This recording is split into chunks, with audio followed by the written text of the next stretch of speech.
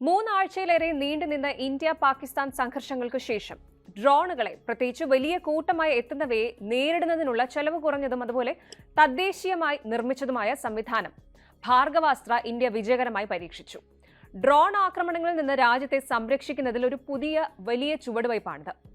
ഇന്ത്യയുടെ പുതിയ counter drone സംവിധാനമായ ഭാർഗവാസ്ത്ര എന്താണ്, അത് എങ്ങനെയാണ് പ്രവർത്തിക്കുന്നത് പരിശോധിക്കാം.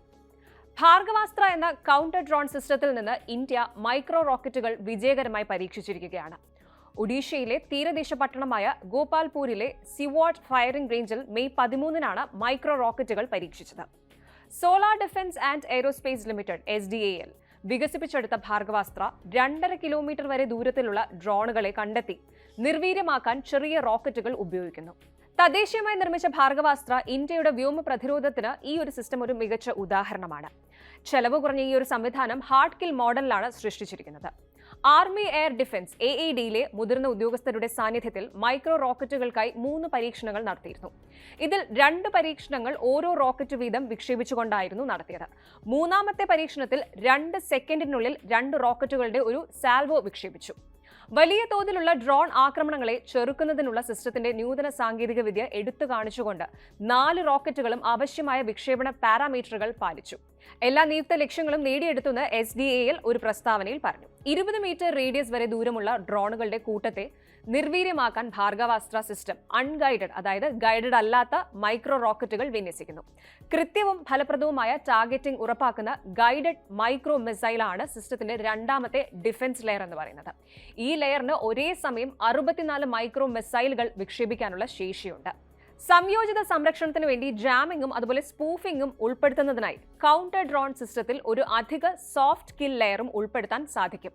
ചെറിയ വ്യോമ ഭീഷണികൾ കണ്ടെത്തുന്നതിന് ഇതിന്റെ റഡാറിന് 6 മുതൽ 10 കിലോമീറ്റർ വരെ ദൂരപരിധിയുണ്ടെന്നാണ് റിപ്പോർട്ട്.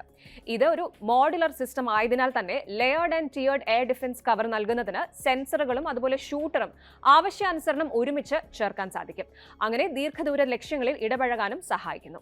ഇനി architecture radar, electro optical EO, radio frequency RF റിസീവറുകൾ എന്നിവയുൾപ്പെടെ ഒന്നിലധികം സെൻസർ സിസ്റ്റങ്ങളുടെ സംയോജനം അനുവദിക്കുന്നതിനാൽ ദൗത്യ നിർദ്ദിഷ്ട ആവശ്യകതകൾക്ക് അനുസൃതമായി തന്നെ ലെയർഡ് എയർ ഡിഫൻസ് കവർ പ്രാപ്തമാകുന്നു. SDALന്റെ അഭിപ്രായത്തിൽ റോക്കറ്റുകളുടെയും അതുപോലെ മൈക്രോ മിസൈലുകളുടെയും തദ്ദേശീയ രൂപകൽപ്പനയും വികസനവും ശത്രുതാപരമായ UAV, അതായത് ആളില്ലാ ആകാശ വാഹനങ്ങളെ നിർവീര്യമാക്കും. നിലവിലുള്ള നെറ്റ്വർക്ക് കേന്ദ്രീകൃത യുദ്ധ ഇൻഫ്രാസ്ട്രക്ചറുമായി ഈ ഒരു സംവിധാനം സംയോജിപ്പിക്കാനും കഴിയും. ഇതിന്റെ electro optical, infrared EO/IR sensor suite താഴ്ന്ന റഡാർ ക്രോസ് സെക്ഷൻ ലക്ഷ്യങ്ങളുടെ കൃത്യമായ തിരിച്ചറിയലിനും സഹായിക്കും. ഇന്ത്യയുടെ സായുധ സേനയുടെ അതുല്യമായ ആവശ്യങ്ങൾ നിറവേറ്റുന്നതിനായി സമുദ്രനിരപ്പിൽ നിന്ന് 5000 മീറ്ററും അതിനു മുകളിലും ഉയർന്ന ഉയരത്തിലുള്ള പ്രദേശങ്ങൾ ഉൾപ്പെടെ വൈവിധ്യമാർന്ന ഭൂപ്രദേശങ്ങളിൽ ഈ കൗണ്ടർ ഡ്രോൺ സംവിധാനം സ്ഥാപിക്കാൻ കഴിയും. ശരിക്കും രാജ്യത്തിന് നിർണായകമായ സമയത്താണ് ഈ റോക്കറ്റ് പരീക്ഷണങ്ങൾ നടന്നത്. ഇന്ത്യ പാകിസ്ഥാൻ സംഘർഷത്തിൽ പടിഞ്ഞാറൻ അതിർത്തിയിൽ പാകിസ്ഥാൻ 300 മുതൽ 400 തുർക്കി നിർമ്മിത സോങ്ക് ഡ്രോണുകൾ ഉൾപ്പെടെ ഇന്ത്യൻ അതിർത്തി പ്രദേശങ്ങളിലൂടെ ഡ്രോണുകളുടെ കൂട്ടത്തെ അയച്ചിരുന്നു. വ്യോമാക്രമണ ഭീഷണിയെ നിർവീര്യമാക്കുന്നതിലും വലിയ തോതിലുള്ള നാശനഷ്ടങ്ങൾ തടയുന്നതിലും ഇന്ത്യയുടെ വ്യോമ പ്രതിരോധ സംവിധാനങ്ങൾ വിജയിച്ചു. ഇന്ത്യയുടെ കൗണ്ടർ ഡ്രോൺ സാങ്കേതിക വിദ്യയ്ക്ക് ഭാർഗവാസ്ത്ര ഒരു വലിയ മുതൽക്കൂട്ടാണ്. ഈ സംവിധാനം സർക്കാരിന്റെ മേക്ക് ഇൻ ഇന്ത്യ നയത്തിന് ഒരു ഉത്തേജനവുമാണ്. ഇത് ഇന്ത്യയുടെ പ്രതിരോധ ശേഷി വർദ്ധിപ്പിക്കുന്നു.